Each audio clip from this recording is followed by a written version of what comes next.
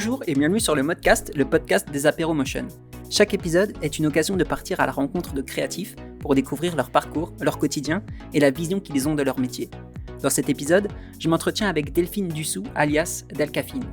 On parle entre autres de ses débuts dans le VJing, de la diversité des supports et formats sur lesquels elle travaille et sur l'appropriation culturelle. Je vous laisse découvrir notre échange. Bonne écoute! Hello Delphine! Salut! Tu vas bien? Oui, ça va très bien. Merci d'avoir accepté notre invitation, c'est trop cool de ta part. Ça fait trop plaisir. Bah ouais, franchement, ça fait plaisir d'être sur le podcast. Toi, tu viens du coup du Canada, hein, c'est ça, de Montréal? Alors, je suis française, mais ça fait 10 ans que je vis au Canada et 5 ans que je suis entre Paris et Montréal maintenant. Ok. Tu fais souvent le déplacement du coup? Ouais, en fait, c'est parti de... À la base, je voulais partir vivre à Montréal pour commencer un an en PVT. Puis après, j'ai voulu continuer faire des PVT en Amérique du Sud, etc., changer chaque année de pays. Finalement, ça s'est pas fait. Et donc en 2017, j'ai commencé à rentrer un peu en France pour revoir mes potes et ma famille. Et puis j'ai passé 3 mois par-ci, 6 mois par-là. Et en fait, je me suis rendu compte que la France, ça me manquait quand même. Donc là, je vis un peu entre deux pays et ça me convient plutôt pas mal. Ok. C'est vrai que moi j'ai ma belle-sœur qui habite aussi à Montréal là depuis peu et elle m'a dit que là il y a quelques semaines il faisait genre moins 36. Ouais, bah en fait, c'est pire. On a eu moins 42 avant-hier. C'est un peu l'enfer, j'avoue. Mais ouais, normalement, ça dure juste une semaine max. Mais j'avoue, c'est pas la partie la plus fun de Montréal. Ouais, j'imagine. Est-ce que pour ceux qui te connaissent pas, tu peux un peu expliquer d'où tu viens, un peu ton parcours et ce que tu fais aujourd'hui? Ouais, alors bah moi du coup mon nom d'artiste c'est Dalcafine. Je suis assez multidisciplinaire donc je suis autant directrice artistique que illustratrice, que je fais du motion design aussi. Là depuis pas longtemps je fais des fresques donc on appelle plus couramment mural à Montréal et je fais aussi de la sérigraphie. J'ai déjà fait des collaborations pour des marques de vêtements donc j'aime bien travailler sur plein de supports différents et c'est pas mal ce qui vient nourrir mon travail d'artiste en fait. Ok. Quand on s'est vu la première fois pour préparer un peu l'entretien, tu disais que tu avais un parcours un peu atypique. Ouais, en fait c'est assez drôle parce que suite à notre entretien, j'ai pas mal réfléchi à, tu sais, à mon parcours. Ouais. Et j'avais déjà eu l'occasion de parler de mon parcours. J'avais fait un talk à Montréal dans l'ancienne école qui s'appelait avant Superfocom et maintenant c'est Rubica. Donc ils nous avaient demandé à des intervenants genre de venir faire de parler de leur travail et c'est vrai que je me suis rendu compte à ce moment-là que j'avais un parcours vraiment atypique parce que ce que je fais aujourd'hui ça a beaucoup moins rapport avec ce que j'ai fait comme étude. Ok. Donc moi j'ai commencé en fait toute petite comme beaucoup de gens j'ai toujours dessiné etc. Mhm. Et en fait quand j'étais petite je voulais être dessinatrice de bande dessinée donc aucun rapport avec ce que je fais aujourd'hui. Ensuite j'ai dévié, je voulais faire du cinéma d'animation mais à l'époque tu vois c'était des choses qui étaient vachement moins on pouvait moins faire ça tu vois genre l'art était moins mis en avant, on pouvait pas faire une carrière artistique. Mhm. Donc c'était assez inimaginable, mais au final j'ai quand même fait un bac art appliqué, donc 3 ans.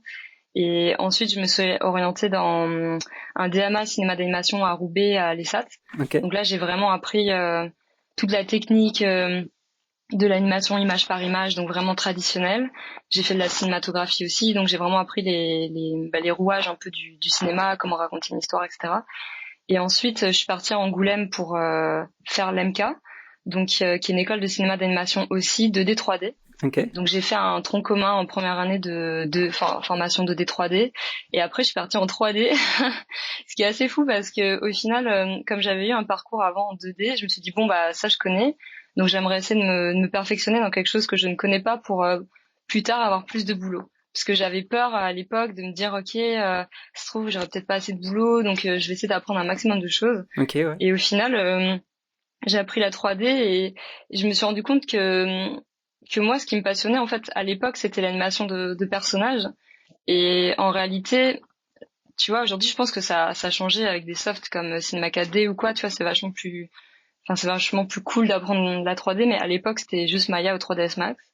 Et du coup, je me suis rendu compte que créer un personnage, le modéliser, faire le rig, faire toute la partie technique, etc., c'était vraiment long. Et puis, moi, je suis quelqu'un qui aime bien les projets rapides, tu sais, qui changent souvent. Je suis un peu impatiente comme personne. C'est un peu mon défaut. Donc, je trouvais que c'était pas assez rapide, donc j'ai un peu lâché l'affaire, même si j'ai trouvé que c'était intéressant à apprendre. Je me suis très vite remise dans un parcours de 2D, et d'ailleurs mon film de fin d'études est un film totalement en 2D au final, donc c'est assez drôle. Ok. Ouais, c'est vrai que la 3D, ça inclut vraiment tellement de paramètres techniques, surtout ouais, très techniques, et c'est parfois lourd à construire, quoi, pour que Ouais, ça rende exact. comme tu le veux, quoi.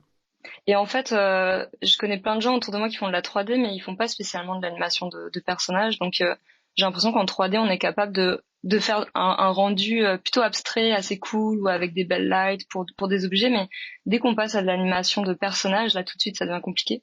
Mm. Et donc, c'est là où je me suis rendu compte de la limite de la 3D, que parfois, ça pouvait prendre des mois avant de finir un personnage, de pouvoir le riguer. Et là, je me suis dit, franchement, je crois que c'est pas pour moi, c'est beaucoup trop long. Même si je trouve ça cool au final, tu vois, genre, je suis fan des films Pixar, ça a bercé Ouais. toute mon enfance, je trouve ça incroyable, mais c'est pas pour moi. Ok, ok. Bah, même en 2D, à animer des personnages, c'est, je pense, l'un des trucs les plus durs à faire, quoi, pour que ça soit réaliste, entre gros guillemets, quoi, pour que ça rende fluide, en tout cas, les mouvements. Donc, j'imagine même pas en 3D, quoi. C'est clair. Ouais, voilà, c'est clair. Euh, ouais, toi, tu le disais, tu diversifies beaucoup tes supports de création. C'est important pour toi, cette diversification, ouais. Ouais, alors c'est ça qui est complètement fou, c'est que en fait quand j'étais en études, encore une fois, tu vois, on n'avait pas beaucoup d'alternatives de métiers. Et quand j'étais en animation 2D, bah les profs ils attendaient de nous qu'on soit beaucoup réalisateurs de films, animateurs sur des longs métrages ou des courts métrages. Et c'était un peu les seules solutions qu'on nous proposait à la sortie de l'école. Et en fait, en DMA à Roubaix, j'ai rencontré une fille qui s'appelle Lou Blaster et qui était plus jeune que moi et qui, elle, en fait, a commencé à faire du VJing assez tôt, tu vois, en 2011, Ok. 2010. Et c'est là où, en fait, j'ai pris conscience qu'on pouvait utiliser l'animation à d'autres fins que pour du court-métrage ou des choses un peu plus traditionnelles. Et elle m'a vachement inspirée et au final, on est parti sur un crew de VJ toutes les deux qui s'appelle Baby Blaster. Et du coup, j'ai Ok. commencé à faire mes premiers gigs, mes premières gigs de VJ en 2012 avec elle. Et là, ça a été un peu une révélation parce que, en fait, moi, mes références viennent beaucoup de quand j'étais petite, énormément du clip animé, enfin du clip et du clip animé, notamment Michel Gondry, tu vois, enfin qui m'a beaucoup inspiré, Mister Oiseau, tu vois, avec tous ces Mhm. clips. Enfin, je mangeais des clips à la pelle quand j'étais petite, et ça m'a beaucoup inspiré. Et je crois qu'au fond de moi, je me suis toujours dit, ok, je veux trop bosser genre dans la musique, mais sans être musicienne, donc plutôt pour faire l'image. Et en fait, c'est là où au final, quand je suis arrivée à Montréal, je pensais pouvoir travailler dans des studios d'animation 2D, à faire du character design, des personnages, de l'animation sous Flash, etc. Et en fait, il n'y avait pas ça. Ok. Et donc là, je me suis un peu rendu compte que bon, bah, fallait que je trouve une alternative à mon métier parce qu'il y avait vraiment pas beaucoup de studios qui faisaient ça. Et donc j'ai commencé à travailler dans plusieurs boîtes en tant que freelance. Et donc j'ai commencé avec Moment Factory, qui est une grosse boîte, en fait, un gros studio qui existe aussi maintenant à Paris. Et leur spécialité, en fait, c'est de faire des live shows. Et donc au final, en travaillant avec eux, bah, j'ai pu travailler sur des shows pour des music shows, pour des events, etc. Et donc là, j'ai vraiment commencé à apprendre la technique. Enfin, en fait, une technique qu'on n'avait jamais appris parce que c'était tellement nouveau que même dans les écoles, ils proposaient pas ça. Donc j'ai vraiment Ah appris oui. tout sur le tas et avec les collègues, avec l'expérience et tout, quoi. Ok, trop bien. Bah ouais, justement, Victor, de poser la question, comment tu es arrivé dans le monde du VJing? Donc c'est grâce à Lou Blaster, entre guillemets, que Ouais, t'as rencontré à Roubaix, c'est ça? ouais. Alors en fait, on a fait la première gig. C'était une soirée à Dunkerque dans un hangar. C'était assez cool. Et au final, j'avais préparé plein de petites animations. Donc elle, après, sur place, elle m'a montré comment les mixer avec le rythme sur la musique, etc. Et après, au fur et à mesure, j'ai participé à des festivals comme l'Igloo Fest, Oceaga, Hillsonic à Montréal, qui sont trois gros festivals. J'ai fait le festival de Dour aussi en Belgique en tant que VJ. Et en fait, de fil en aiguille, j'ai travaillé après sur des gigs plus importantes comme les shows de Pharrell ou de Jane, Ok, ou ouais. plus tard encore, plus récemment, Mister Oiseau. Et ça a vraiment été l'apprentissage un peu sur le tas, quoi, parce que j'avais jamais été formée pour ça. Donc c'est assez instinctif en fait de se dire ok, je sais animer, mais comment est-ce que je peux mettre l'animation au service du live show? Mhm. Et ça, c'est quelque chose que j'avais jamais appris et je trouve ça hyper cool de faire ça parce qu'au final, c'est un peu ce qui a mixé ma passion pour les clips, ma passion pour l'animation, puis c'est venu au centre grâce au VJing. Donc je trouve ça hyper Ça, intéressant. t'as pu combiner tout ça, ouais. Trop stylé. Ouais. Ouais, pour ceux qui peut-être qui connaissent pas ce que c'est le VJing, c'est les projets, enfin les animations qu'il y a derrière un artiste quand il fait un concert. Globalement, c'est ça. Ouais, en fait, VJ, ça vient du mot vidéo jockey. Donc à l'inverse de disque jockey, en fait, c'est on vient projeter la vidéo sur la musique. Et donc en fait, on peut être VJ en live. Enfin, quand on est VJ, en fait, on est forcément en live en train de mixer avec un DJ, mais on peut aussi créer des loops d'animation, comme par exemple pour le projet avec Jane. On avait vraiment créé tout le show pour elle, et ensuite on est venu travailler avec les techniciens sur place pour faire en sorte que on a plugué les animations sur les musiques qu'elle envoyait sur scène. Donc là, en fait, on n'avait plus besoin d'avoir un VJ avec elle qui la suivait en tournée, mais on avait vraiment créé tout le spectacle en amont. Ok, Donc là, c'est encore une autre partie, c'est-à-dire qu'on crée un show, mais on n'est pas vraiment VJ. d'accord. Ok, ok. Parce que sinon, ça se fait en direct en même temps que la musique passe sur scène, quoi. Ouais, Globalement. et c'est ça. Et c'est ça qui est assez incroyable, parce que pour avoir mixé en live, par exemple pour Mister Oiseau, qui nous avait commandé un show avec Lou Blaster justement en 2019, c'était fou parce que ce que j'aime beaucoup en étant VJ, c'est le fait déjà tu crées tes animations en amont. Donc tu vas réfléchir au beat, tu vas réfléchir à un climax, c'est-à-dire qu'il faut toujours construire son show par rapport aux musiques, mais aussi au début, tu sais, tu vas doucement, plus tu avances dans la progression du show, plus il faut que l'intensité, elle se ressente. Hmm. Et ensuite, tu finis par la totale et c'était fou parce que quand tu penses ça en amont, que tu penses à toutes les images que tu peux faire sur telle chanson et que tu viens les mixer en live avec la foule, avec le ressenti de la foule qui hurle et tout, même si elle hurle pour la personne, pour Mister Oiseau par exemple, tu sens aussi que en tant que VJ, tu viens avoir un impact aussi sur le show parce que les gens ils en prennent plein la vue aussi grâce au visuel. Et en fait, ce sentiment-là que t'as de mixer en live sur des musiques que t'adores, parce que moi, Mister Oiseau, j'étais genre trop fan depuis que j'ai 10 ans. Ça a été, tellement cool et ça a été un de mes meilleurs shows que j'ai fait. En plus, c'est la finale à Dour sur la grosse scène et l'ambiance était incroyable et ce feeling-là, en fait, t'as l'impression que t'accompagnes le DJ et c'est fou en fait, c'est complètement incroyable. Finesse, ouais. Moi, j'imaginais toujours ça comme, comme tu l'aurais fait pour, enfin, comme tu l'as fait pour Jane, où c'était vraiment préenregistré, enfin, que tout était fait à l'avance, tu vois. Bon, il y a forcément du travail qui est fait en amont, mais je savais pas du tout que ça pouvait aussi se faire en live et que tu assemblais après tes animations comme tu le voulais sur la musique, quoi. Ah, c'est fou. Alors Ou alors je me trompe. Ouais, dis-moi. en fait, je pense que ça dépend de l'artiste. Si l'artiste est comme Jane, une personne qui est pas DJ au final, très souvent les shows vont être préenregistrés puis être montés dans Ableton par exemple. Ils vont être synchronisés en fait avec la musique. Ok.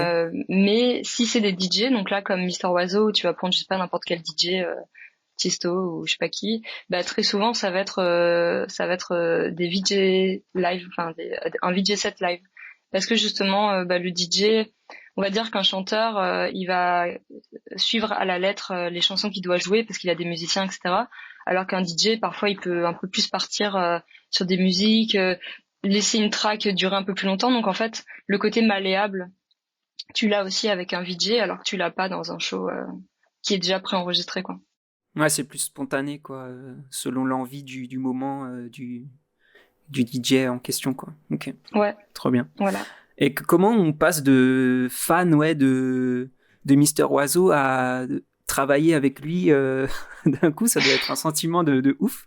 Ouais, c'était fou. En plus, je crois que c'était c'était la veille de mes 30 ans, un truc comme ça. Et enfin, c'était fou parce que tu vois, je repensais à la petite fille que j'étais à 10 ans, qui était archi fan de Mister Oiseau. J'avais la peluche Flatteric et tout là. Et au final, j'avais mixé en fait pour lui à Dour en 2018, mais on n'était pas ses VJ officiels et quand on m'avait dit ok tu vas mixer pour Mister Oiseau, j'ai fait ok je vais lui faire des visuels et tout et en fait je voulais trop qu'il me remarque parce que je me suis dit attends je mixe pour Mister Oiseau, c'est obligé, je lui fais des visuels enfin personnalisés, donc je me suis pris un 3 jours gratos à faire ça et en fait son manager nous a repérés quoi. Et en gros, il m'a contacté, il m'a dit ouais, est-ce que c'est toi qui as fait genre les VJ, enfin le set à Dour en 2018? J'ai fait oui. J'ai fait ok, est-ce que t'es chaud genre de bosser sur sur le Dour 2019 et puis potentiellement après plus tard sur la tournée quoi. Et là j'étais en mode gros oui quoi parce que c'est juste improbable parce qu'en plus Quentin Dupieux il a un univers tellement propre à lui que tu sais, enfin, il y a tellement d'images à récupérer, tu vois, tout le côté analogue, années 90, vieux ordinateurs, vieille TV, enfin, ça, c'est quelque chose qui me parle, tu vois. Moi, je fais partie de la génération des gens qui ont grandi en 90, donc forcément, ça me parle, forcément, j'ai des codes. Et donc, quand on m'a dit ça, bah, moi, j'ai tout de suite imaginé une DA vis-à-vis de ça. On lui a présenté, il a trop aimé.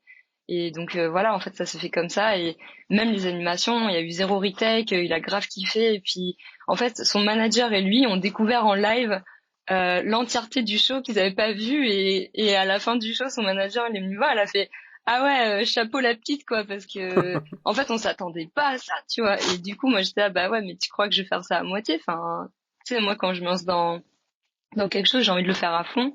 Donc, c'était obligé, en plus, à Dour, que je fasse un truc à la hauteur de ce que j'espérais, quoi. Donc, j'étais trop contente. Punaise, ouf, ouf. Et tu l'as suivi alors après en tournée? Alors, j'aurais dû, mais on avait une date de prévue pour le 15 avril 2020. Puis, il y a eu le Covid qui est arrivé.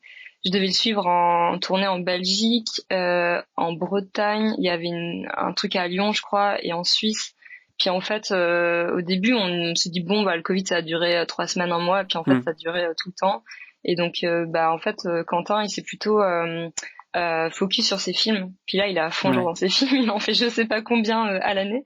Et donc, je pense qu'il a laissé, enfin, il a un peu mis ça de côté en ce moment. Et donc, je sais pas, si un jour ça restart, j'aimerais trop refaire le show parce que on a tellement créé d'images et j'ai tellement créé une narration, tout ça que tu sais, c'est comme un peu dommage de se dire que t'as créé tout ça pour juste un show. Ouais, J'avais c'est vraiment envie clair. de le reproduire encore et encore, quoi. Ouais, tu m'étonnes. Tu m'étonnes. Et du coup, t'es aussi fan de ces films? Euh... Ouais. Ouais, bah ouais, franchement, ça, on a un peu un truc avec ma mère, c'est à chaque fois que je rentre voir ma famille avec ma mère, on va voir le dernier Quentin Dupieux. Et c'est un peu Ok. ouais, c'est un peu notre truc et ouais, je trouve ça assez marrant quoi. C'est hyper absurde. Je dirais pas que tous les films sont à la même hauteur, mais je trouve que ces derniers films sont vraiment assez fous. Le dernier en date que j'ai vu à Noël, c'est Fumer fait tousser.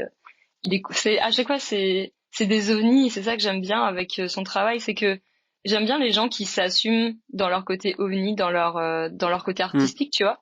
Et Hmm. lui, il s'assume complètement et j'adore en fait le personnage et je trouve ça assez loufoque quoi. Ouais, tu sens qu'il a pas de limite, quoi. Enfin, quand il a une idée, quand il veut faire quelque chose, il va y aller et puis il se pose pas de trop de questions, j'ai l'impression.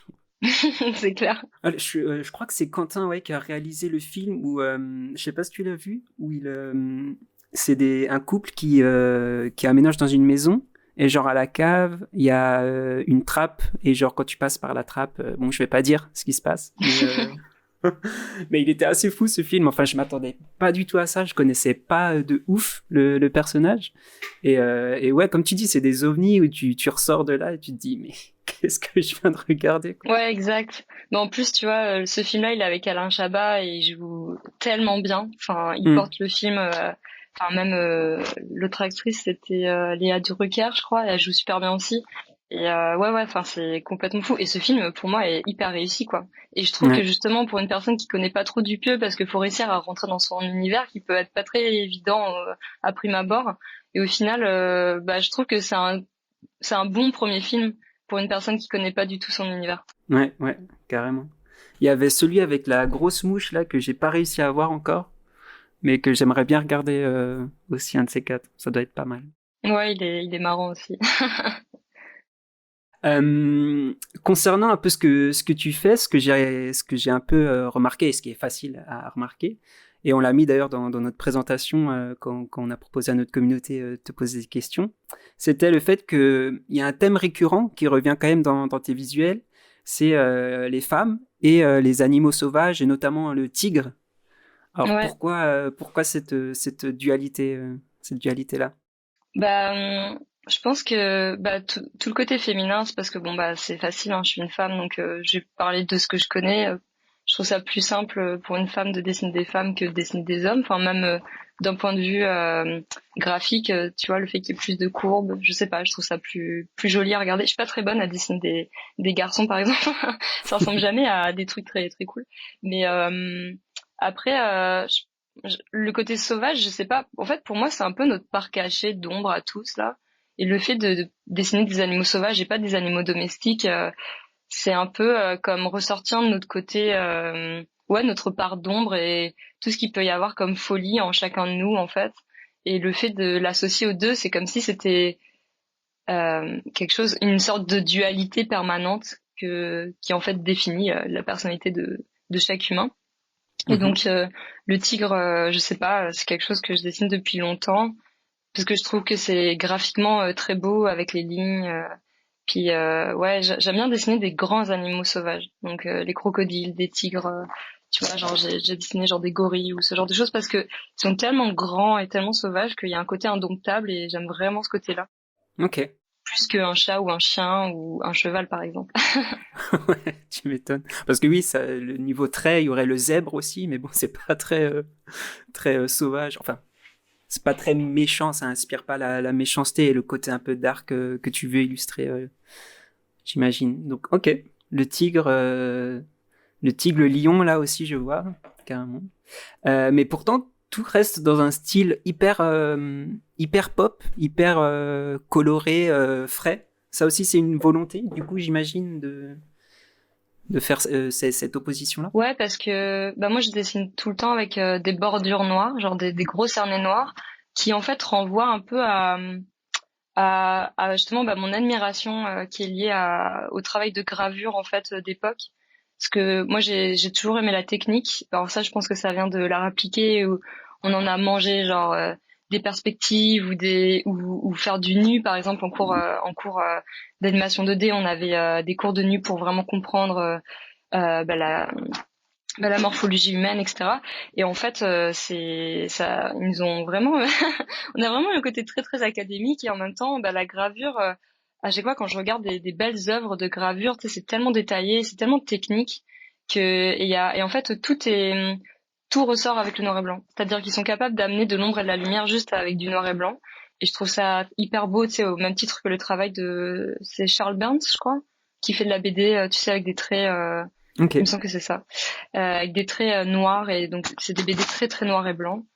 Puis moi c'est ça, je trouve ça hyper beau parce que à un moment donné, en 2017, j'ai eu un peu comme une une rupture dans mon travail où là j'ai voulu que faire du noir et blanc, ça a duré une petite courte période et je voulais vraiment focuser sur mon travail au niveau de mes traits. Et en fait, progressivement, je me suis redirigée vers de la couleur parce que je voulais vraiment développer un esthétisme visuel, enfin quelque chose avec beaucoup de traits, beaucoup de lignes, etc. Parce que comme avant, je venais vraiment du monde de l'animation, c'est quelque chose qu'on peut pas animer. En fait, plus il y a du détail, plus c'est difficilement animable.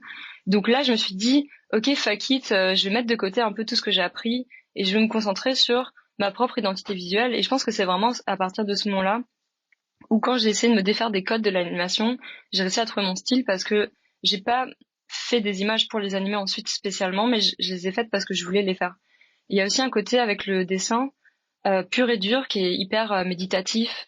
Tu te concentres pendant des heures et donc quelque part le fait de revenir un peu à la base, ça m'a permis de développer mon style plus en mode noir et blanc. Et puis au bout d'un moment, j'ai rajouté un peu plus de couleurs. Et puis là, maintenant, mon travail est vachement plus pop. Mais Mm. aussi parce qu'il y a aussi une demande d'un point de vue au niveau des clients. Tu vois, souvent les gens veulent des choses pop, colorées. Le noir et Ouais. blanc, ça, c'est pas très vendeur. Donc je suis revenue vers ça progressivement. Et du coup, ça crée un mix entre quelque chose de très pop et quelque chose de très bold au final. Ouais, ouais, carrément, je vois ce que tu veux dire. Parce que c'est vrai, comme tu l'as dit, il n'y a pas de. Enfin, c'est principalement de l'aplat, des contours, des dégradés. Il n'y a pas de perspective, il n'y a pas de texture, ou en tout cas, tu les travailles d'une manière très aplatie, quoi. Ça fait presque égyptien hiéroglyphe de temps à autre. Il y a un peu une vibe comme ça. Et du coup, je sais pas où je voulais en venir avec ça. Ouais, c'est quand même plus facile aussi à travailler quand tu veux les animer, du coup, j'imagine. Ouais, alors voilà, c'est ça. En fait, c'est un truc dont je voulais parler aussi. C'est que du coup, j'ai eu cette phase-là avant animation pure et dure. Donc, quand on faisait du caractère design, il fallait que ça soit animable. C'était ça le truc. Ensuite, j'ai comme un peu coupé l'animation. Je me suis dit, OK, là, je vais me concentrer plutôt sur ma partie illustration pour développer mon style.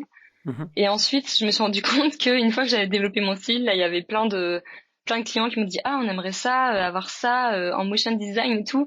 Et là, je me suis dit, OK, là, c'est pas possible. Donc, j'ai dû re-adapter mon style pour que ça soit animable. Donc, j'ai retiré comme quelques traits, en fait, dans mes designs. Parce qu'à un moment donné, en fait, je me suis rendu compte que comme je suis multidisciplinaire, mes illustrations peuvent autant aller pour des murales que pour du motion design. Donc, il faut que je m'adapte. Et donc au final, le fait d'avoir trouvé un style un peu intermédiaire, j'ai l'impression que ouais, c'est quelque chose qui est aujourd'hui plus facile à vendre auprès du client parce que bah je peux lui dire OK, moi je peux te faire une illu que je peux animer ensuite et si tu veux en mural, je peux te le dessiner aussi. Donc au moins comme ça je m'ouvre un peu plus de possibilités et puis ça me permet d'avoir des contrats multiples. Ok. Donc ouais, niveau process, tu as travaillé, je sais pas, un format sticker de la même manière qu'une murale de 20 mètres de large. Pour toi, au niveau process de travail, ça change pas grand-chose, quoi, on va dire. Alors, le truc qui change par rapport au mural, c'est que les murales, enfin, quand je dois peindre sur une surface, je vais l'aborder exactement comme du vidging. Ok. C'est-à-dire que en vidging, quand par exemple tu fais du mapping ou que tu travailles sur un stage avec, je sais pas, une forme d'écran vraiment particulière, ce qu'on a appris, c'est qu'en fait, il faut créer des visuels en fonction de l'architecture. Donc, souvent pour des murales, tu vois, là par exemple, je fais une murale pour le Festival Mural, qui est un énorme festival à Montréal. Donc là, c'était les 10 ans cette année, j'étais une des artistes invitées. Et donc, ils m'ont donné un mur. Et en fait, moi, j'ai vraiment fait en fonction de l'architecture. C'est-à-dire que si le mur, il est plus ou moins allongé, tu vas penser ton design de telle façon. S'il est plus ou moins en hauteur, tu vas l'imaginer plutôt de telle façon. Donc en fait, je dirais que pour les murales et le wedding, c'est toujours enfin, ce qui va m'inspirer avant tout, c'est l'architecture. Et à partir de ça, je vais imaginer, OK, qu'est-ce que je peux faire comme illustration pour que ça crée un effet waouh et que les gens qui passent dans la rue et enfin, c'est pas juste une image que je suis venue mettre dessus, c'est une réflexion derrière tout ça. Ok. Ok. Ok. Mais ça reste des formats assez rectangulaires, ou bien t'as aussi pu faire des formats qui épousaient plus des formes un peu plus loufoques, si je peux dire. Ouais, en général, ça reste quand même assez rectangulaire. C'est sûr que je pense que j'ai pas fait trop. Bah, on a fait des formats loufoques en festival en été en tant que VJ. Donc là, il fallait vraiment essayer de créer quelque chose qui soit bien, parce que parfois, genre les techniciens, enfin les gars qui vont créer genre les écrans et le stage, ils vont penser à des trucs un peu foufou, ceux qui se rendent pas compte qu'après pour faire des visuels c'est un peu galère. Donc c'est vrai qu'en général c'est con, mais pour Mister Oiseau on avait un énorme écran LED qui je sais pas combien de mètres de haut. C'était un format 16:9 et ça marche toujours hyper bien quoi, parce que c'est Ok. plus c'est grand, plus ça, bah que ce soit même pour un mur, plus c'est grand, plus il y a un effet waouh, parce que par rapport à l'humain qu'on est, quand on le regarde d'en bas, ça nous paraît incroyable quoi. Donc Ouais, c'est c'est sûr clair. que des projets sur des gros murs ou sur des grosses surfaces, c'est toujours plus le fun que sur des petits trucs quoi. Ok. Ok, ok. Il y avait Mojo qui nous demandait à qui ou à quoi sont destinées tes principales commandes. Alors C'est quoi ouais, ta typologie de client globalement? franchement c'est hyper varié. Tu vois là, par exemple là, mes derniers contrats, ça a été sur des murales. Là, par exemple, j'ai des demandes d'affiches de festivals qui commencent à arriver pour 2023. Ça peut être du motion pour là, par exemple, j'ai fait un projet carte blanche avec une marque montréalaise qui s'appelle Bouclair. Et c'est un peu comme un Zara Home, tu vois, quelque chose d'éco maison. Et en gros, ils ont des grands écrans en fait LED à l'extérieur. Et puis chaque mois, il y a un artiste qui est invité à faire ce qu'il veut, carte blanche. Et moi, je me suis dit ah bah trop bien, je vais pouvoir faire un truc que j'aime trop, c'est écrire une histoire. Donc là, j'ai écrit comme un conte visuel Puis je me suis dit, ok, je vais faire des illustrations, je vais raconter une histoire derrière et je vais faire un peu de motion. Après, j'avais pas beaucoup de temps, donc je devais avoir 2 semaines et demie pour tout faire. Donc c'est là où parfois, d'un point de vue motion, je suis obligée d'aller à l'essentiel et puis je peux pas non plus trop rentrer à fond dans des détails ou faire du motion hyper poussé parce que de toute façon aussi c'est un truc que j'ai aussi pas mal appris avec mon travail, c'est que il y a un moment donné où en fait moi j'ai fait des études en animation puis je suis entourée de gens qui ont fait du motion design à fond, etc. Puis on est passionné par la technique, je pense, pour la plupart d'entre nous, et on rêverait tous de faire un projet hyper technique, hyper bien animé, etc. Mais la réalité c'est que dans le vrai monde, à part les animateurs et les motion designers, il y a personne qui voit la qualité d'anime. C'est-à-dire que monsieur, madame, tout le monde, que ça soit mal animé ou bien animé, il va pas vraiment le voir. Et nous, parfois, ça nous est déjà arrivé de voir des films ou des courts-métrages mal animés et puis on saute de notre chaise. Parce qu'en réalité, les gens vont plutôt être intéressés par le contenu et l'histoire que ça va véhiculer. Et donc là, j'ai commencé à un peu lâcher prise aussi là-dessus, parce qu'avant, j'étais trop perfectionniste. Je me suis dit, ok, là, ce que je veux d'abord véhiculer dans le peu de temps que j'ai, 2 semaines et demie, c'est plutôt l'idée, le visuel, l'histoire. Donc, je vais réduire un peu la partie animation parce que bah, j'ai pas le choix. Mais à un moment donné, il faut faire aussi des choix pour avancer. Et donc, j'essaie de moins euh, de moins être picky avec ça, alors qu'avant, je l'étais énormément. Ouais, ok, ok. Et c'est pas quelque chose que tu aimerais pousser sur des projets annexes ou te dire je me fais un projet où là je vais balancer de la technique à fond ou ça même pas ça t'intéresse même pas forcément, je sais pas. Comment Bah, tu vois ce rapport à l'animation, ouais.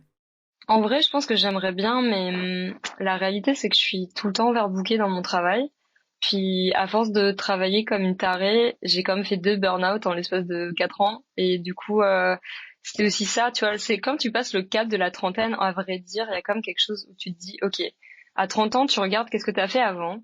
Et tu dis, est-ce que quand j'étais petite, j'aurais imaginé atteindre ce niveau-là? Et la réponse est que je crois que je me suis rendu compte de ça avec Mister Oiseau le jour où j'étais en train de mixer sur scène avec lui. Je me suis dit, waouh, mais c'est fou, j'aurais jamais imaginé pousser ma carrière à ce point-là.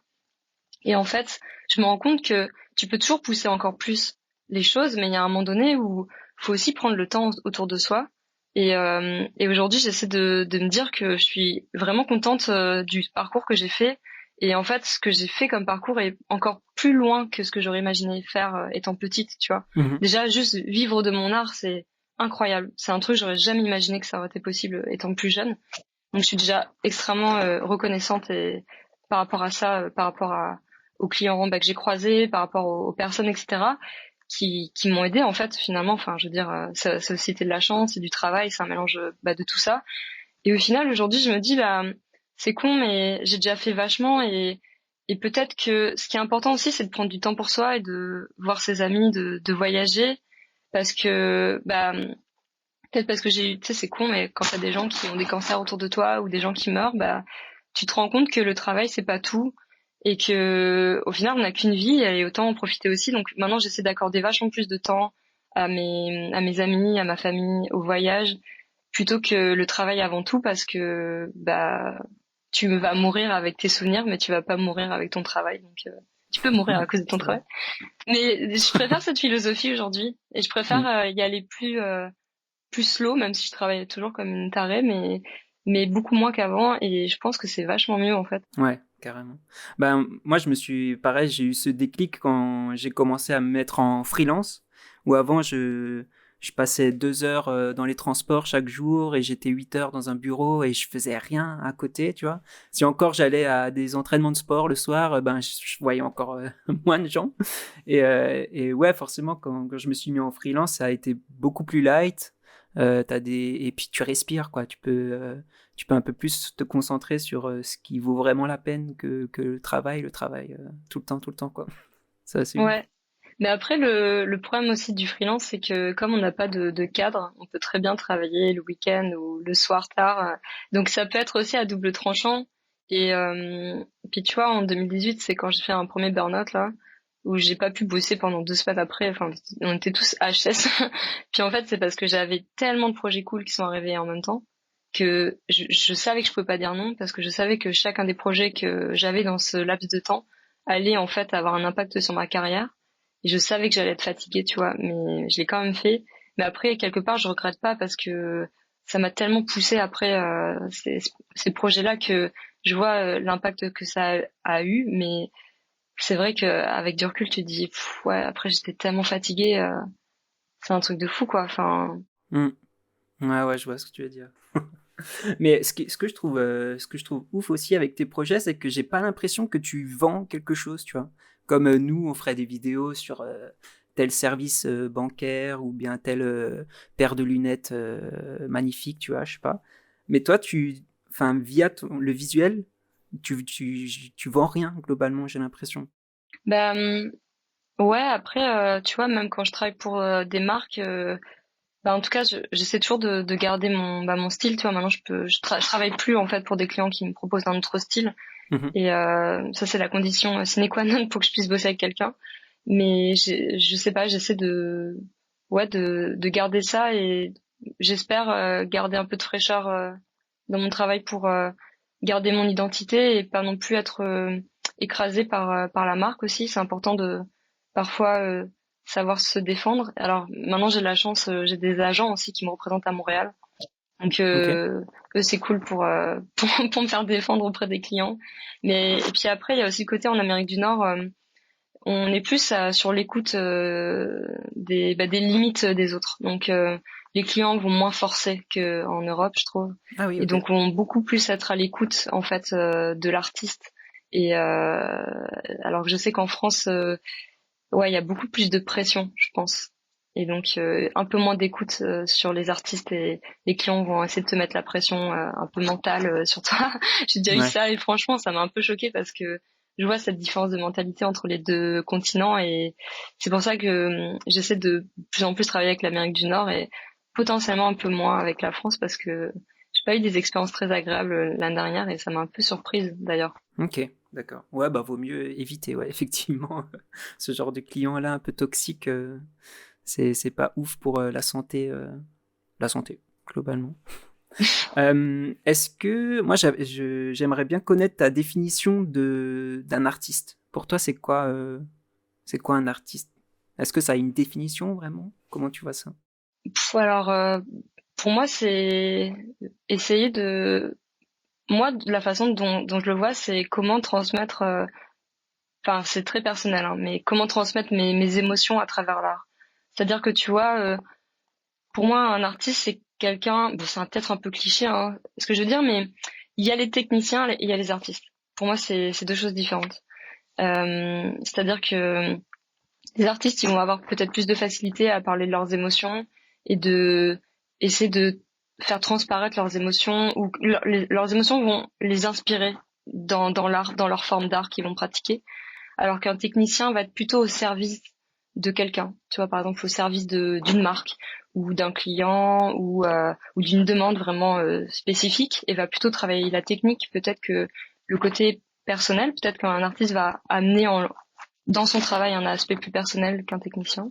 Ok. Puis quand je te disais que tout à l'heure le dessin avait un côté assez méditatif, c'est que moi je sais que le fait de dessiner certaines illustrations, etc., ça a aussi été quelque chose pour comme canaliser certaines énergies ou certaines émotions et en soi je trouve que tu vois quand je sais pas t'écoutes Nirvana tu vois ou Kurt Cobain il a écrit des textes par rapport à ses émotions bah là tu vois pour le coup je pourrais dire que c'est un artiste parce que il transmet des émotions alors que t'as aussi des artistes musicaux qui vont te chanter des trucs où les paroles ne veulent rien dire ou c'est creux. Pour moi ça c'est pas vraiment être un artiste, c'est vraiment quand t'arrives à faire transparaître ça, mais après c'est très personnel, je pense que chacun a sa propre Ouais, bien sûr. définition Ouais. de l'artiste quoi. Ok. Non, mais c'est intéressant de voir cet aspect-là. En tout cas, c'est vrai que moi, enfin, je pense naïvement, j'aurais pensé quelqu'un enfin, j'aurais rapporté ça au fait de vivre de son art, tu vois. Mais c'est peut-être trop simpliste de le voir comme ça. Donc c'est intéressant de voir ton point de vue. Je J'aurais pense pas que pensé mettre ça en perspective.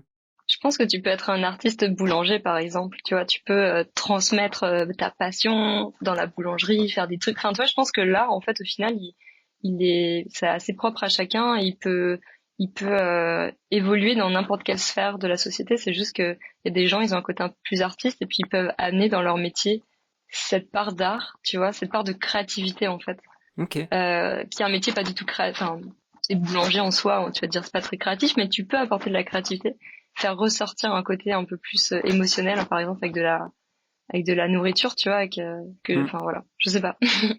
Après, on les appelle des artisans aussi. Donc, Ouais, ça se trouve, c'est lié, tu vois. exact, Je c'est pense vrai. pas, mais bon, on va faire ce rapprochement-là, quoi. Euh, Il y a, ouais, donc par rapport à la musique, je voudrais revenir là-dessus. Donc, t'as travaillé avec Quentin Dupieux, et j'ai vu, t'as fait plusieurs clips aussi pour Jane. Comment ça s'est passé avec Jane? Est-ce que t'étais en contact direct ou pas? Alors avec Jen, c'est assez drôle. Ça, je pense, c'est vraiment le côté Nord-Amérique qui m'a aidée. C'est-à-dire qu'en 2016, j'étais en fait chez un pote et on a regardé Jane qui passait sur le quotidien. Enfin, sur le petit journal, je crois, genre à l'époque. Et on a regardé, elle avait pas de visuel super fou sur scène. Et avec mon pote, on s'est dit, il me dit, mais c'est fou, ton style marcherait trop bien avec Jane. Vas-y, envoie-lui un mail. Donc là, je sais pas comment je fais, mais je trouve le contact de son manager. Et je lui ai envoyé un mail en disant, bah ok, à l'époque, j'avais déjà bossé pour Pharrell et pour Major Lazar. Et je lui ai dit, bah voilà, je suis française à Montréal, ça c'est mon portfolio, j'ai déjà fait des visuels pour tel artiste. J'aimerais trop collaborer avec Jane, c'est trop bien ce qu'elle fait en musique et tout. Enfin, je pense que ça pourrait être un bon fit. Et voilà, j'ai envoyé la bouteille à la mer, mais franchement, j'y croyais pas trop et tout. Et au final, 24 heures après, même pas, il me répond, OK, donne-moi ton numéro de téléphone, je t'appelle. Trop surprise et tout. Puis, ouais, enfin, c'était en 2016, c'était il y a longtemps. Et au final, bah là, on s'appelle et il fait OK. Donc moi, je lui dis direct, bah moi, je bossais sur le show, tu vois. Et comme un bon Français qui se respecte, il a dit, ouais, ouais, attention, minute papillon, doucement, on va d'abord te faire commencer par autre chose, tu vois. En Amérique du Nord, ils font tellement confiance que c'est comme, ah, ok, t'es motivé, vas-y, je te donne ta chance. En France, c'est, attends, on sait pas qu'est-ce que tu vaux, même si t'as une bande démo et un portfolio, on sait pas, tu vois. Donc, Hmm. avant de faire confiance en France, ça prend une étape quand même. Et donc, ok, donc là, Sony Music me contacte pour faire une lyrics vidéo de Makeba avant que le clip sorte. En attendant que le clip sorte, en fait, ils aiment bien faire des lyrics vidéo. Comme ça permet de d'avoir un visuel qui sort sur YouTube. Et donc au final, j'ai commencé à faire la lyrics vidéo de Makeba. Et donc j'ai posé comme une tarée parce que je crois que j'avais un truc comme 4 jours pour le faire. Ah ouais. Alors que le truc, je sais pas, dure 5 minutes quoi. Il fallait que je sois créative, que je crée un mood board, que je crée un univers visuel, puis que je fasse le motion, que je fasse l'export, que je fasse tout ça.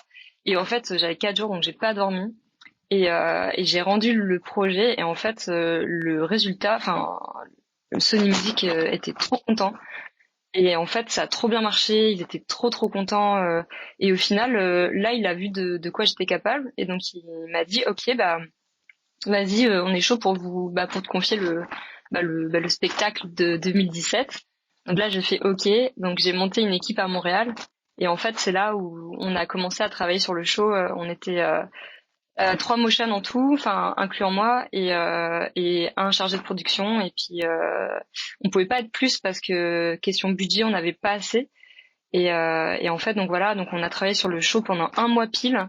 Ensuite, on est parti en France avec un de mes collègues et on a fait ce qu'on appelle l'intégration, c'est-à-dire que on part intégrer en fait avec l'artiste au sein d'une résidence les visuels. Donc c'est-à-dire que Jane, elle s'entraînait sur son spectacle avec ses musiciens, puis nous, à chaque fois, on peaufinait un peu genre les chansons par rapport à ce qu'elle voulait. On faisait des retakes et en même temps, on regardait pendant les répètes ce qu'on avait fait, genre les changements. Et puis c'était vraiment, c'était là pendant 10 jours. On a fait une résidence à Reims, une résidence à Amnéville dans le nord de la France. Et en gros, pendant 10 jours, tu travailles un peu main dans la main et tu fais en sorte de finir le projet. C'est-à-dire qu'avant de partir, tu fais 75% et sur place, tu finis les 25%. Mais bon, parce que dans les intégrations, tu dors jamais. Hein, tu sais, tu fais que bosser, tu bosses jusqu'à 3 heures du matin. On avait des rendus qui nous prenaient tellement longtemps. Fallait qu'on vérifie que genre After Effects ne crachait pas. Et du coup, c'est beaucoup de stress, mais en même temps, t'es dans l'adrénaline, tu vois, t'es dans l'avant-show, l'avant-spectacle, donc tu sais, il y a tout un côté où c'est un peu tout le monde est à fond là, et ça, pareil, c'est hyper fatigant, mais super bons souvenirs et des expériences qui te forment, quoi. Et c'est un peu comme une colonie de vacances, tu vois. Tu reviens, t'es comme un fou, quoi. Ok, ouais. Et est-ce qu'il y a il y avait des parties un peu chorégraphiées avec le VJing, justement, où il y avait une sorte ouais, de synchronisation avec des mouvements qu'elle pouvait faire sur scène ou des trucs comme ça? Alors pour Jane, non, parce que pour le coup, elle avait pas de chorégraphie dans le sens où, en fait, elle travaillait, en tout cas avant, avec son premier album, elle travaillait beaucoup avec un enregistreur. Donc je sais pas c'est quoi le terme en musique, mais en gros, elle avait une sorte de petite boîte qui enregistrait des sons. Et donc en fait, avec ça, elle avait un piano qui était en fait un grand contrôleur MIDI et dans lequel en fait elle envoyait ses loops. Donc c'est loop musical. Donc quand tu appuyais sur une touche, ça envoyait telle loop musicale pour Makeba. Genre t'avais le verso, le verse 1, le verse 2, comment chorus, c'est quoi le nom en français? Le refrain? Le refrain. Et donc en fait, nous on se calait en fait sur ces 30 secondes et 20 secondes de verse ou genre etc. pour Ok. en fait créer genre des animations. Puis quelque part c'était elle qui faisait genre le mouvement d'appui pour changer la musique. Donc ça envoyait en fait la loupe d'animation qui était affiliée à la loupe musicale. Donc, D'accord, comme ok. elle était fixe, quelque part, elle pouvait pas faire de chorégraphie. Ouais. Mais voilà. Ok, cool. Trop intéressant. Et pour toi, c'est important d'aimer la musique de l'artiste pour pouvoir travailler avec lui, pour lui. C'est important. Alors, je te dirais à 100%, enfin, en tout cas, personnellement, ça m'est déjà arrivé justement que, par exemple, Sony Music me rappelle pour des artistes français, genre Benabar ou ce genre de personnes. Et en fait, j'ai dit non parce que je n'aime pas la musique. Donc pour moi, c'est impossible de travailler pour un artiste musical dont j'apprécie pas le travail parce que en fait, moi, je fais de la synesthésie, c'est-à-dire que j'ai tendance à avoir les chiffres d'une telle couleur, les mois et les dates. Donc, je retiens très bien les dates parce que dans ma tête, j'ai tendance à tout associer avec des nuanciers de couleurs. Et c'est Ok. pareil avec la musique, c'est-à-dire que quand je crée un visuel, déjà, je travaille tout le temps en musique, soit avec un podcast, soit avec de la musique, mais il faut que j'ai un fil conducteur dans mon travail pour me permettre de focuser sinon mon esprit part trop loin. Et donc mon travail est hyper lié à la musique depuis que je suis petite. Et donc en fait quand je crée un show visuel pour euh, pour une partie musicale, il faut que j'écoute vraiment bien les musiques pour voir qu'est-ce qu'elles m'inspirent, voir quelle image j'associe à tel son. Et donc en fait de par ce procédé-là, je peux pas travailler sur une musique que j'aime pas parce que tu dois écouter la musique. Donc même à la fin, tu vois, genre que ce soit Mister Oiseau ou Jane quelque part, genre bah t'en peux plus, tu vois, t'es là, t'as écouté la track pendant je sais pas 20 fois de suite là. Et donc il faut que tu l'aimes un minimum pour pouvoir commencer à travailler, sinon ça marche pas. Ok. Ouais, ouais, j'imagine. Sinon, c'est plus de la torture qu'autre chose. Ouais, c'est clair. Mais c'est marrant parce que le précédent invité, c'est Kid Klein. Il a fait les identités sur une dizaine d'années de plein de festivals de musique et tout. Et du coup, il nous a expliqué un peu son rapport à la musique dans son travail. Et là, de voir un peu le tien aussi, vu que tu as travaillé sur plusieurs projets musicaux, c'est intéressant de voir bah ouais, comment vous travaillez cet aspect avec la musique, que toi tu peux pas, enfin tu travailles toujours avec de la musique dans les oreilles ou quelque chose et tout. C'est trop intéressant de voir ça. Euh, je suis juste avant l'enregistrement là, je suis passé voir sur tes shops et il y a marqué notamment sur Etsy voyager, revenir très vite. Est-ce Ah que ouais? ouais. Est-ce que le voyage pour toi c'est quelque chose qui prend une grande place dans ta vie du coup? Ouais, parce que parce que quelque part, en fait, j'ai eu pas mal de chance quelque part dans mon enfance. Pas que j'ai beaucoup voyagé dans mon enfance, mais ma mère nous avait vachement ouvert sur le monde, c'est-à-dire que elle avait des magazines géo comme ça. Enfin, tu vois, ma mère est espagnole par exemple, donc il y avait aussi une ouverture sur le monde hispanique. Donc ma mère était vraiment passionnée d'Amérique du Sud, donc j'ai toujours vu beaucoup d'images. De d'ailleurs, tu vois, d'Amérique du Sud ou de travaux sur des tissus faits en Asie, etc. Et donc même au sein d'expos, tu vois, ma mère nous a quand même ramené voir beaucoup d'expositions. Tu vois, j'ai vu l'expo Basquiat en 97 alors que j'avais 10 ans, quoi. Enfin, tu vois, c'est comme fou. Ok. Enfin, j'avais moins de 10 ans. Et en fait, c'est beaucoup de choses qui m'ont ouvert sur le monde. Et j'ai toujours su au fond de moi que je voulais voyager. Et ça va peut-être paraître un peu cheesy comme ça, mais Tomb Raider, ça a eu un énorme impact sur moi. Ah ouais. Genre, j'ai commencé à jouer à l'âge de 10 ans et Tomb Raider 2 et en fait, le fait de voir une femme comme ça, indépendante, voyager sur la Grande Muraille, à Venise, enfin, moi franchement, ça me faisait débloquer et en fait, enfin, je sais pas, ça m'a fait me passionner franchement, le premier épisode de la Grande Muraille, là, le premier niveau, ça m'a fait passionner sur la Chine, quoi. Ok. Enfin, je voyais ça, j'ai commencé à me renseigner à 10 ans sur la Grande Muraille, sur comment dessiner genre des idéogrammes. Mes parents m'avaient acheté genre des petites plumes pour dessiner genre des idéogrammes. J'avais commencé à apprendre, etc. Et ouais, il y a tout un truc comme ça qui est venu, ce côté aventure en fait.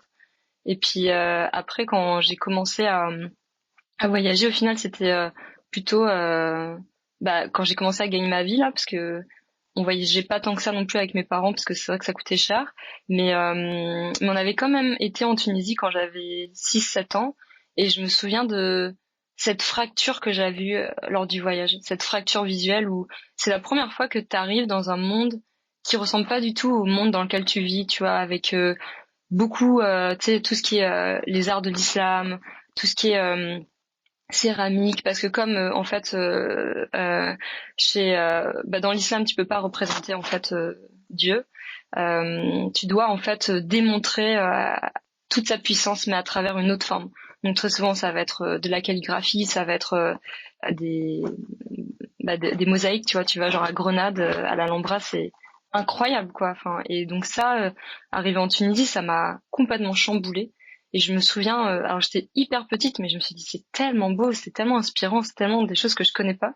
Et d'ailleurs, les Disney que j'admirais le plus, tu vois, c'était des Disney qui étaient à l'opposé de l'Europe. C'était Aladdin, c'était Le Roi Lion, c'était des choses qui se passaient loin. Et j'ai toujours eu cette envie d'aller loin et de voyager. C'est un truc qui date depuis toute petite.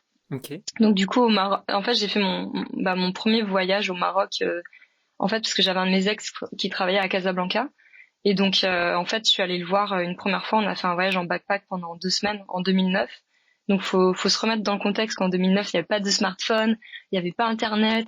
Donc c'est vraiment genre le voyage à la route 3000 où tu dois parler avec des taxis blancs pour essayer d'aller dans telle ville où tu montes à 10 dans un taxi, tu sais, la grosse Mercedes et tout. Vraiment, et t'avais tout le côté aventure que je pense maintenant n'existe plus trop parce que bah tu vois le Maroc a vachement évolué depuis et ça je pense que ça a dû bien changer. Et ouais, on a visité plein de choses et ça a été incroyable parce que bah tu sais c'est ça, c'est comme t'as aussi tous les arts de l'islam que je trouve vraiment magnifiques. Et tu sais t'as la prière à 5 heures du matin, c'est hyper fou, enfin toute cette ambiance et tout. Et ouais, c'est hyper inspirant.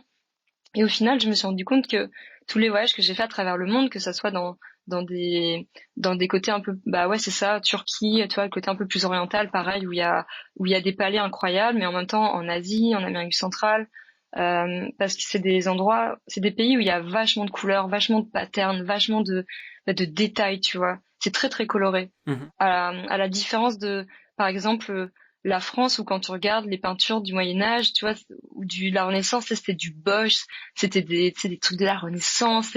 C'est quand même des trucs un peu parfois un peu glauques même. Tu sais, c'est beaucoup de choses liées à la religion catholique qui est quand même assez glauque au final, hein, des gens qui sont crucifiés, des gens qui souffrent, etc. Alors que dans les autres pays, il y avait pas ce côté souffrance, tu vois. Il y avait ce côté c'est beau quoi. Et ça, Mhm. forcément, c'est quelque chose qui est venu plus me parler et qui je pense, inspire mon travail plus pop, avec des couleurs pop aujourd'hui, tu vois.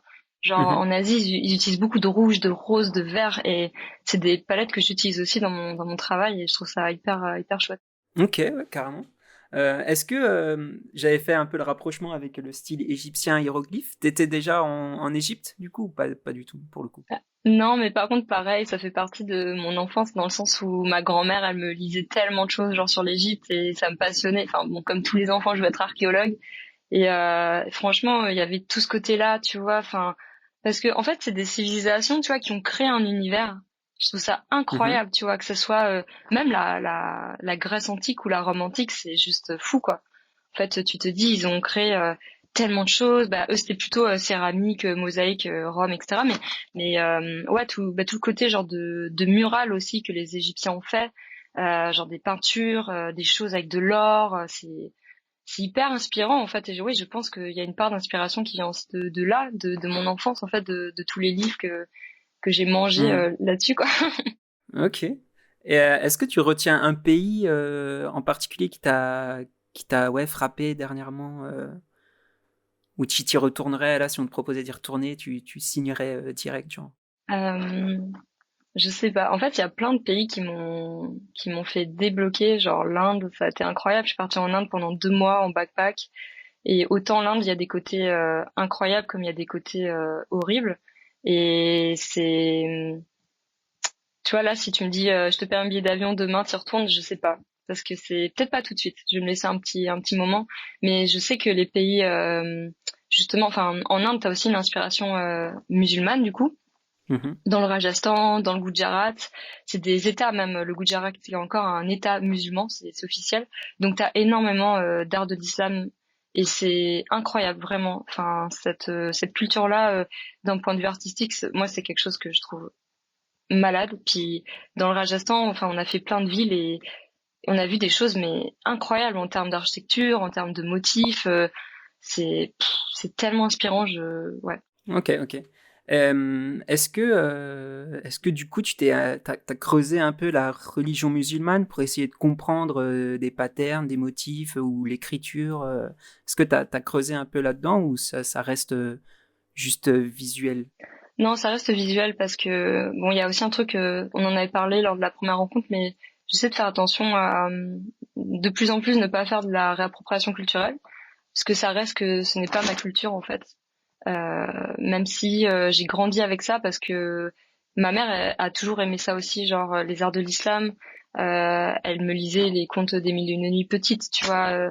Elle me parlait genre de l'Alhambra, de Grenade, depuis que je suis petite. Elle me montrait des photos. Enfin, tu vois, c'est des choses. Enfin, putain, c'est aussi pour ça qu'on était parti en Tunisie, c'est parce que ma mère c'était des pays que, voilà, elle était hyper attirée par ça, et donc quelque part, je pense qu'elle m'a transmis ça, et donc bizarrement, ça fait partie de mon enfance, mais c'est pas ma culture, donc c'est ça qui est compliqué, parce qu'aujourd'hui, tu vois, tu peux pas te réapproprier la culture d'autres personnes alors que c'est pas la tienne, même si, tu vois, je pense de ma grand-mère, je dois avoir des origines andalouses, donc forcément avec les morts, tu vois, il y a dû avoir tu sais, c'est aussi, il y a eu tellement de colonisation à travers les siècles que quelque part, c'est aussi l'Europe, c'est un berceau, tu vois. C'est Mhm. entre Rome, on a eu tout un héritage aussi des Arabes qui sont venus. Donc ça, je pense, c'est un mix aussi qu'on a peut-être tous un peu et que j'ai dû digérer peut-être avec les années pour créer mon style. Mais ouais, c'est ça. Je veux pas. En fait, je veux pas essayer de trop dessiner dans ce style-là. J'essaie de faire attention parce que j'aimerais pas faire de la réappropriation culturelle sans m'en rendre compte. Et Mhm. je pense que c'est quelque chose qu'il faut faire attention aujourd'hui. Donc j'essaie de rester inspirée enfin j'espère rester inspirée sans piquer la culture de d'autres personnes. Ouais, bien sûr. Ok. Ouais, c'est vrai qu'on n'en parle pas trop souvent. Moi, j'ai appris ce concept-là d'appropriation culturelle hyper récemment. Et j'avais pas du tout cette notion-là en tête. Et ça fait tellement sens en vrai. Ça peut tellement être mal vu de la part de la culture dont on s'approprie l'identité, etc. Vu de eux, de leur point de vue. Et c'est vrai que, ben ouais, comme dit, c'est assez ouf. Enfin, j'avais pas du tout ça en tête, quoi, avant. Ouais, bah Et moi ça c'est m'a fait grandir un petit peu, j'ai l'impression aussi, de ce côté-là. ouais, bah en fait c'est quelque chose. Moi j'ai appris ça à Montréal parce que en fait au Canada, les gens font hyper attention euh, au côté à chaque individu, tu vois. Donc on va toujours être ok, il faut qu'on respecte telle communauté.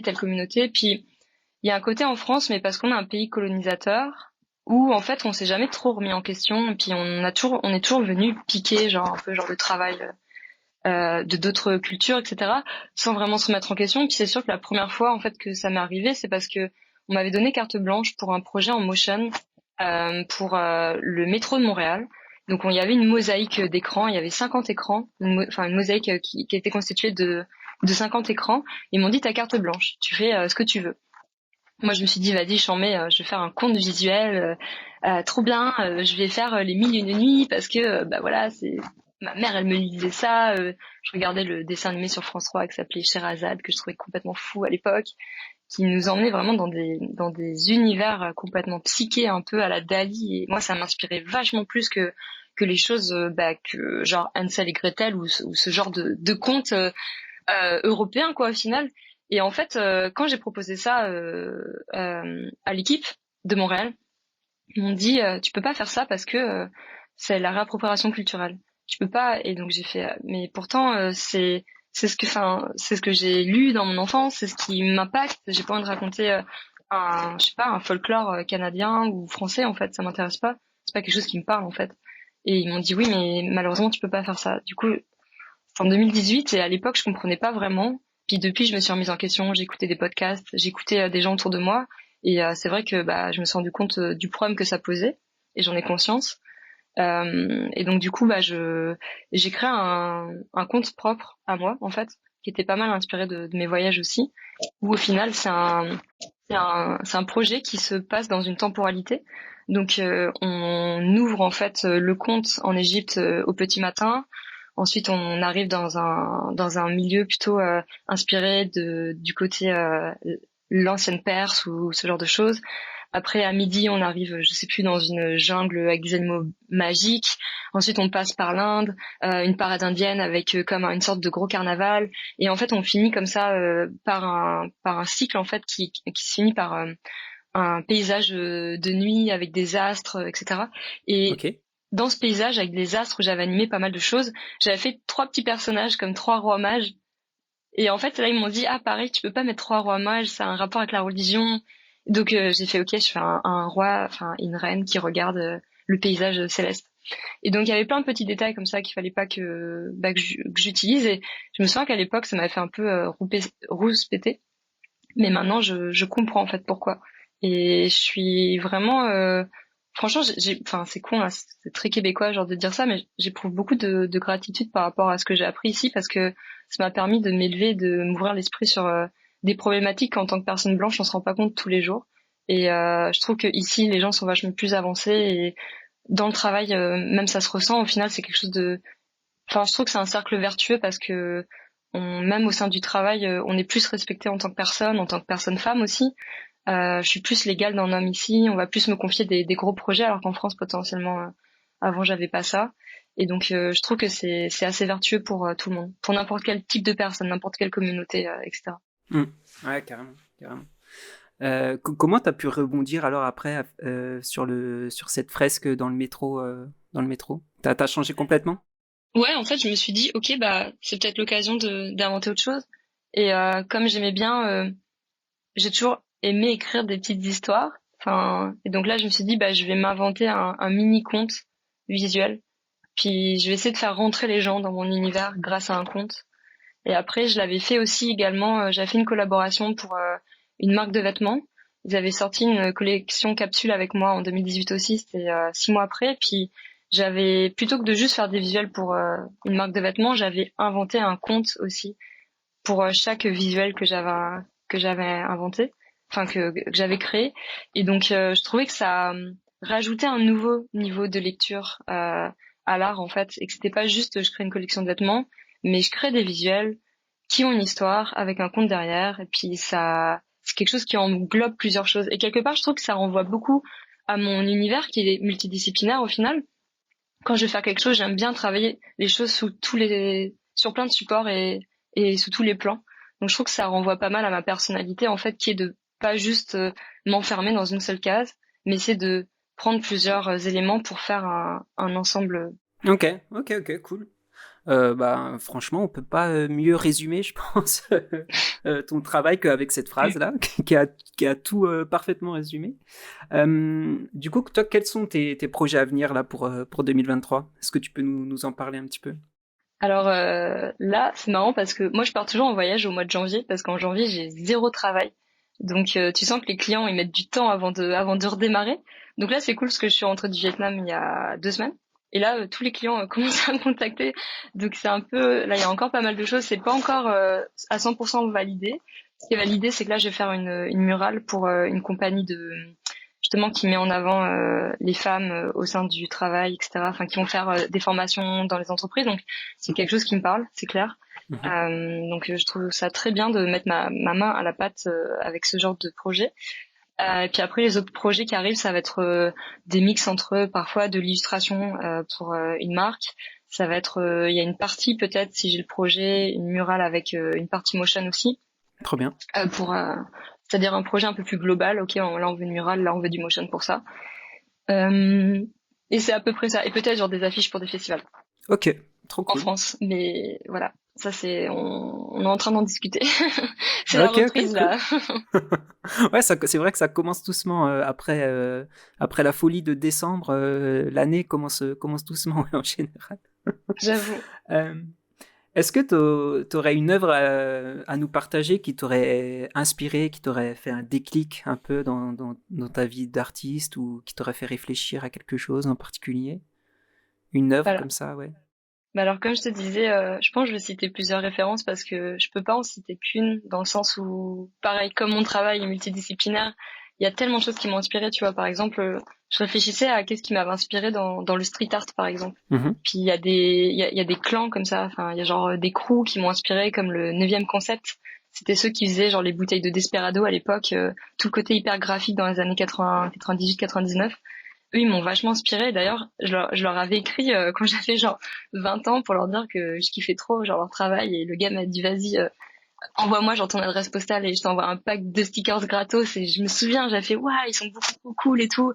Il y a les 123 clans aussi qui est un collectif de street artistes. Bon maintenant ils ont 45-50 ans mais à l'époque quand j'avais 15 ans c'était fou quoi. Enfin même encore aujourd'hui ils font des murales. Maintenant ils sont à Los Angeles mais ils étaient à Montréal avant et en France et ils m'ont vachement inspiré en termes de street art, tu vois, ils ont vraiment développé leur style et ils ont montré que tu pouvais être capable d'avoir une carrière dans le street art et d'être bien payé et en faisant des trucs cool quoi. Mhm. Euh, Après en termes de films, bah ouais, en fracture visuelle, enfin tu vois, ouais, je dois citer Akira de Otomo, Mind Game et Amer Béton des studios 4C, ça a été des fractures visuelles pour moi parce que c'est des films complètement fuckés en fait. Tu regardes Mind Game et Amer Béton, ils t'emmènent dans des endroits mais tellement fous que quand j'ai vu ça, je me suis dit c'est pas possible en fait. Enfin, ça a beaucoup inspiré mon travail. Et je pense que le côté, tu sais, de ma part où je dessine des animaux un peu bizarres là, ça vient aussi tu sais, à Mer Béton, on a beaucoup ce côté-là avec Black and White, tu sais, le côté un peu sombre de White qui est là, et tout ce côté, bah même à la Miyazaki. Des personnages, tu vois, genre avec les grands loups qui dessinent dans Princesse Mononoke ou tous les animaux un peu bizarres. Je pense que c'est mon travail est beaucoup inspiré de ça. Et à chaque fois que j'ai regardé ces films étant plus jeune, ça a vraiment eu un impact sur moi très fort. Ok, trop bien. Et après, d'un point de vue motion design, je dirais le travail de Ori Tor, qui est un artiste israélien, je pense, et qui fait un travail visuel hyper poétique et onirique, beaucoup dans la répétition d'animation. Et ça a été aussi quelque chose où je me suis dit, waouh, c'est tellement beau. Et je pense que j'ai dû m'en inspirer dans mon travail de VJ aussi. Ok, trop bien. Mais là, je crois que je connais aucun des noms. Ah ouais? Je crois que je connais aucun des noms. Où il y a ouais, 123 clans et Ouais. Akira que je connais, mais sinon, je connais pas. Mais c'est bien, comme ça va me faire un peu de ma culture. Ma culture après, là, je vais passer mon après-midi à aller chercher tout ça. Trop cool, merci pour le partage. Quelle est ta boisson apéritive préférée? Alors c'est marrant cette question parce que bah, à la base je t'aurais dit vin rouge, pinot noir, vin nature et tout. Mais franchement cet été j'ai redécouvert le pastis en faisant une murale à Montréal. Et en fait c'était beaucoup trop drôle parce que donc j'ai fait une murale pour Ubisoft en fait pour les 25 ans, qui était le plus grand mur que j'ai jamais fait. Donc c'était un gros défi mais j'étais trop à fond parce qu'en plus c'est au mois d'août alors tu sais que tu vas bronzer en même temps, tu mets du son dehors et tout ça. Et en fait, j'avais deux assistants qui étaient deux Québécois et l'un d'eux, Gab, m'a fait trop rire parce qu'en fait, c'est un Québécois mais qui connaît full le rap français, genre plus Ok. que moi, donc on a mis du gros PNL et tout. Et en discutant, à un moment donné, on s'est dit vas-y, t'écoutes du rap, vas-y Marseille, vas-y genre pastis pétanque quoi. Et en fait, je lui ai dit, je l'ai mis au défi de faire une pétanque. J'ai dit vas-y, moi je t'aligne. On a fait de la pétanque avec mon grand-père, genre dans le sud-ouest et tout. Et en fait, du coup, un soir, on a ramené, je suis allée acheter une grosse bouteille de pastis au Québec, donc ça coûte vachement plus cher qu'en France. Et donc on s'est fait un pastis pétanque le soir après la murale pour décompresser. Et en Incroyable. fait, j'ai redécouvert ça et c'est tellement frais Grave, que ça ouais. passe tout seul et en plus ça coûte pas cher quoi. Au final, t'achètes une grosse bouteille pour pas grand chose parce qu'il faut savoir que l'alcool au Québec est super cher.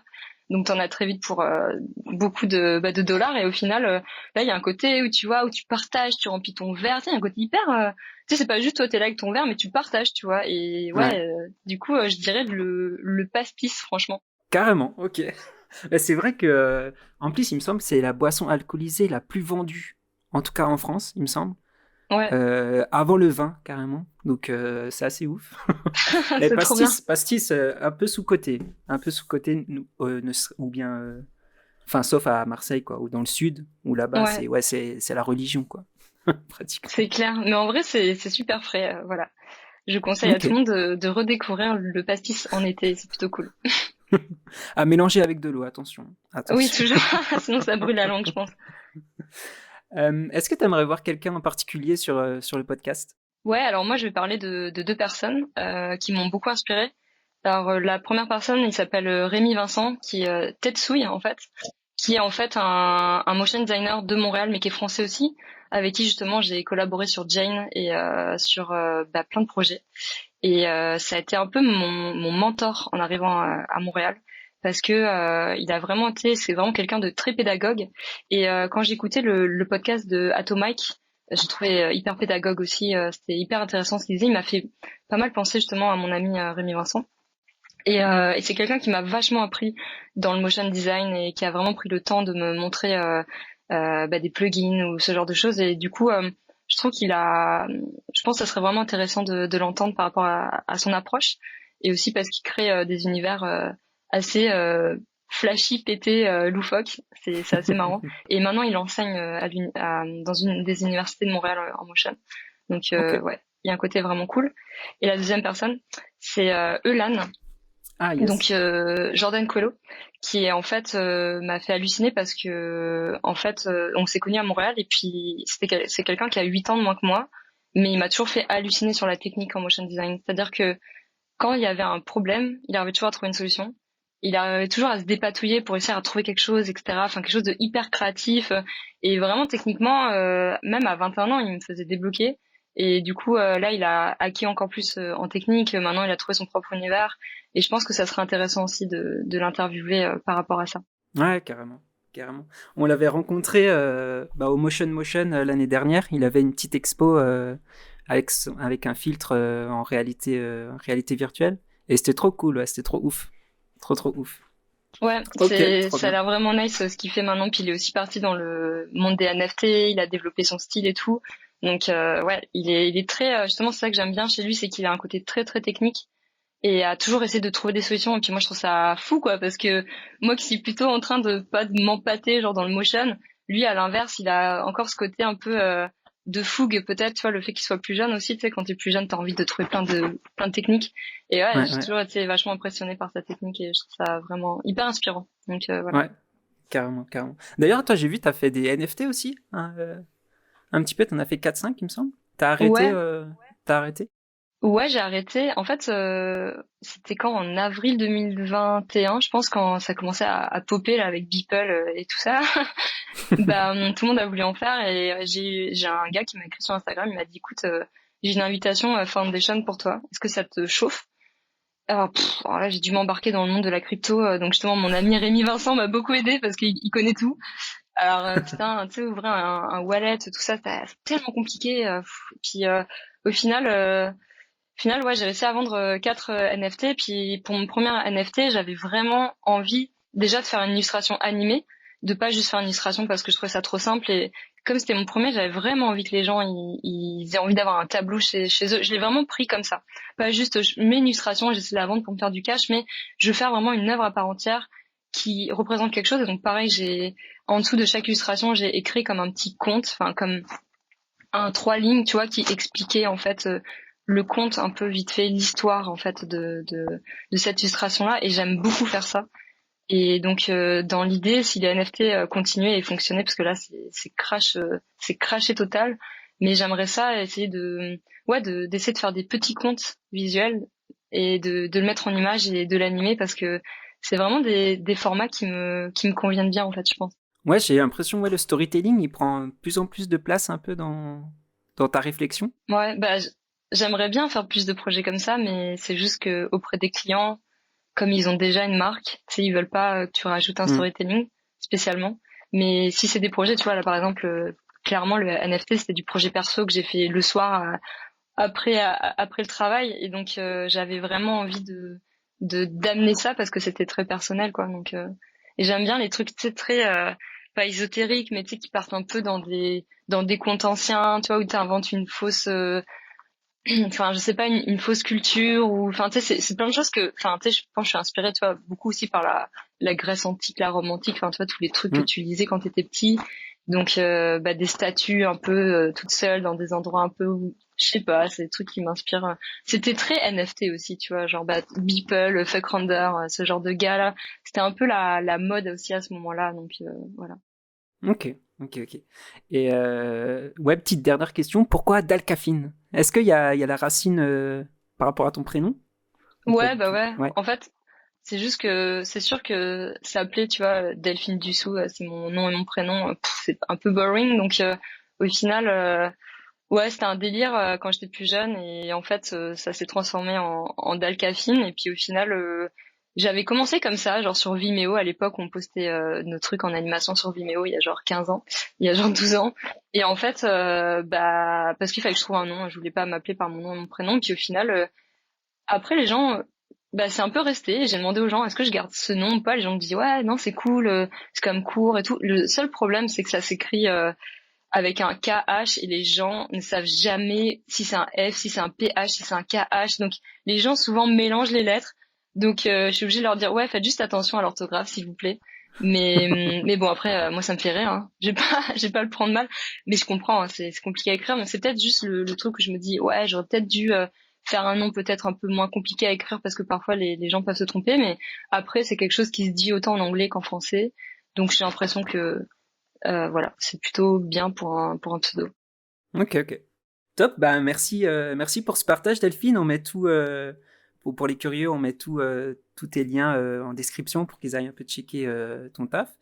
Et puis à bientôt, peut-être. Bah ouais, merci à vous pour l'enregistrement et le podcast, c'est super chouette. En vrai, je suis vraiment contente de participer à ça, parce que c'est pas tous les jours qu'on nous demande notre démarche. Puis là, le fait de prendre le temps de pouvoir parler de son travail, de ses expériences et tout, je trouve ça vraiment chouette. Cool, ça fait trop plaisir. À bientôt. Ciao, ciao. Salut, bye. Merci d'avoir écouté ce nouvel épisode du Modcast. On espère que ça vous a plu. Un grand merci à notre invitée de nous avoir donné de son temps et pour toutes les infos qu'elle nous a partagées. N'hésitez pas à aller la suivre sur ses réseaux. Quant à nous, retrouvez les apéros Motion Design sur tous les réseaux. Sur ce, je vous dis à bientôt et restez attentifs pour découvrir de nouveaux quotidiens et parcours de créatifs dans le prochain épisode du Modcast. À très vite.